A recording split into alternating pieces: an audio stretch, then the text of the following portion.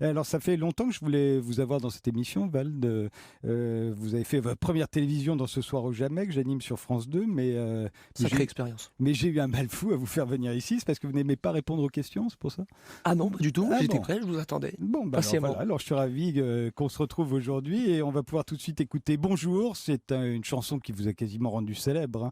Le clip a été vu 6 millions de fois sur Internet en 6 mois. C'est une chanson. Alors, moi, je trouve que c'est une chanson sur le respect, qui est une notion complexe. Il y a beaucoup de gros mots. Il faut prévenir les gens qui vont l'entendre pour la première fois. Ils ont déjà entendu cela. Niquer sa mère, par exemple, vous l'entendez dans quel sens là? Parce qu'on est habitué à NTM, nique ta mère, mais quand vous chantez Niquer sa mère, là, qu'est-ce que ça veut dire pour ceux qui... C'est très subtil. Ouais. Je pense qu'on est sur la même ligne que NTM.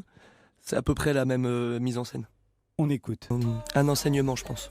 Pour les jeunes qui écoutent cette chanson, Tout à fait. Et les plus anciens qui n'ont jamais appris à dire bonjour. voilà, ça apprend à dire bonjour en regardant dans les yeux. Tout à fait. Ce Surtout n'est pas quand- grand-chose. C'est une petite attention qui Surtout change. quand on dit wesh. Mais en même temps, vous savez bien que cette chanson, quand on l'écoute distraitement, elle vous a valu la réputation d'être un abruti. On s'est dit, mais il est complètement couillon, de quoi il nous parle? J'adore ça d'être pris pour un abruti par des gens qui écoutent bêtement la musique. Vous pensez que c'est la seule raison? Vous leur avez donné aucune autre... Non, je pense que quand tu prends le temps de l'écouter, c'est tellement évident que. Enfin, je sais pas, c'est absurde de me prendre pour un abruti quand t'écoutes la musique. Donc si tu me prends pour un abruti, c'est que t'as mal écouté. Donc Télérama a dit que vous étiez le symbole de la naissance du rap burlesque. Ça vous plaît? j'ai pas bien la définition de burlesque, mais j'aime beaucoup le journaliste de Télérama. Burlesque, c'est soit, on peut le prendre dans plusieurs sens, c'est soit... Il y a de l'humour, j'ai l'impression. oui, c'est ça. Il y a- De l'ironie, on en a parlé tout à l'heure. Mais c'est assez ironique. Mais Comme, ouais. chanson d'ailleurs. Est-ce que ça n'est pas ce qui caractérise d'ailleurs tous vos textes, Val, de l'ironie? Oui, j'ai un mal fou à être premier degré. Mais en même temps, c'est très difficile à porter l'ironie aujourd'hui. On est constamment sommé de se justifier, mais qu'est-ce que vous avez voulu dire exactement? Est-ce que c'était vraiment pour rire? Il y a tellement de gens qui écoutent tout au premier degré aujourd'hui.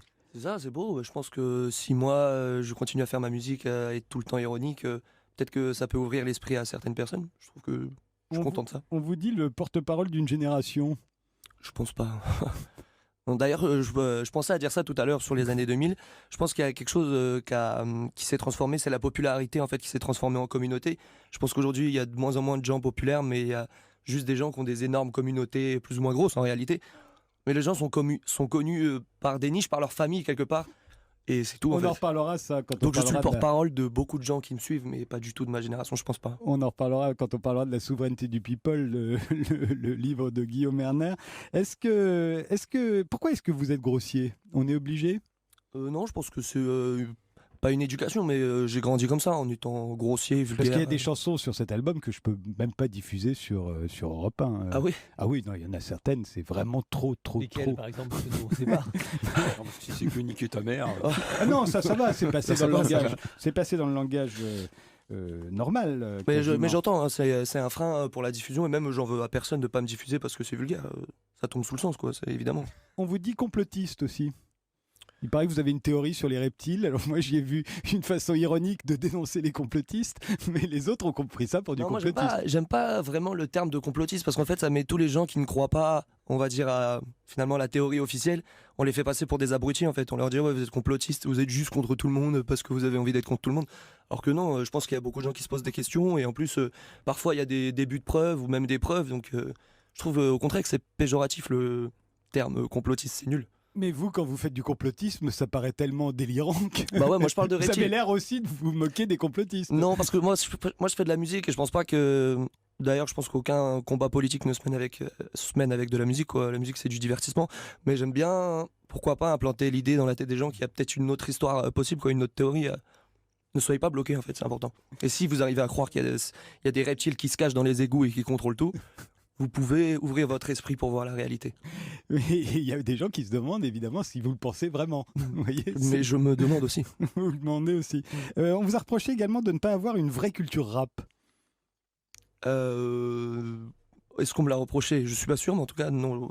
Effectivement, elle est atrophiée. Atrophié comment? Elle est très peu développée. J'ai beaucoup de carences, mais c'est pas grave en réalité. Ça veut dire qu'il y a d'autres musiques qui vous intéressent ou que le rap vous a intéressé tardivement? Ouais, non, j'ai une famille qui écoutait pas de musique, donc j'ai grandi sans musique en fait. Et puis un jour j'ai découvert le rap, donc j'ai pris le rap au moment où je suis arrivé. Donc tout ce qui s'était fait avant, j'ai beaucoup de mal avec ça, quoi. C'est pas mes codes, c'est des autres mots, c'est. Ça aussi, on vous reproche un peu de ne pas être un jeune de cité issu de l'immigration. Non, on me le Et ce- reproche pas. non, on me le reproche pas. Non, c'est une différence, c'est un fait. Bah, vous avez, vous avez fait votre scolarité dans un lycée privé catholique. Tout à fait, lycée Espérance, GSP, bang bang. C'était comme ça? Ouais, c'est le premier lycée du 93. C'est Euh, ici. Samy Bouagila, Vald, il ressemble pas exactement au rappeur que vous avez connu quand il débutait. Mais non, j'ai rien dit, mais c'est pas. Il faut pas être, comment dire, originaire d'un pays étranger. C'est plus un phénomène social. Et il pourrait très bien grandir dans un quartier et se reconnaître totalement et dans les mœurs et dans les codes et dans la culture du quartier. Ce qui ressort, On a grandi en quartier, on a grandi à les sous-bois, les 5 représentent. ce qui ressort aussi de vos textes, Vald, pour moi, c'est la banalité de votre existence. Ce que vous montrez, vous mettez en avant, c'est au fond que vous avez une existence totalement banale, c'est-à-dire le contraire de ce que la plupart des rappeurs font. Ouais, finalement, j'ai du mal aussi à enjoliver en fait des choses que je trouve absolument banales, quoi. J'y arrive pas, donc je dis que c'est banal et puis voilà.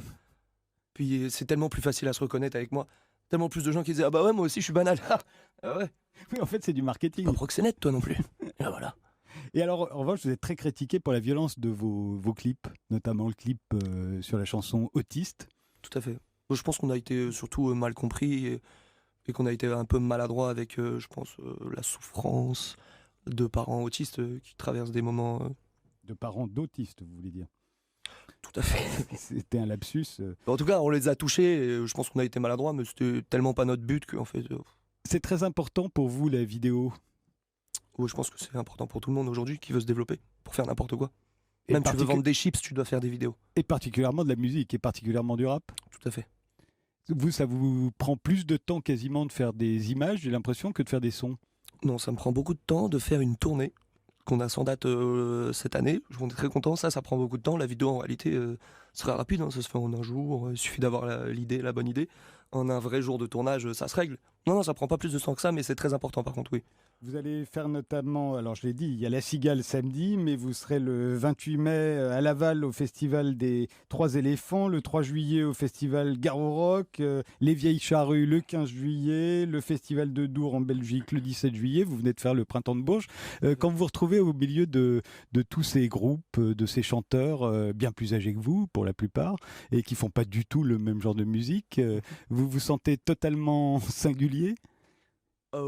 Oui et non, on a des rapports, on a de très bons rapports avec Youssoupha par exemple.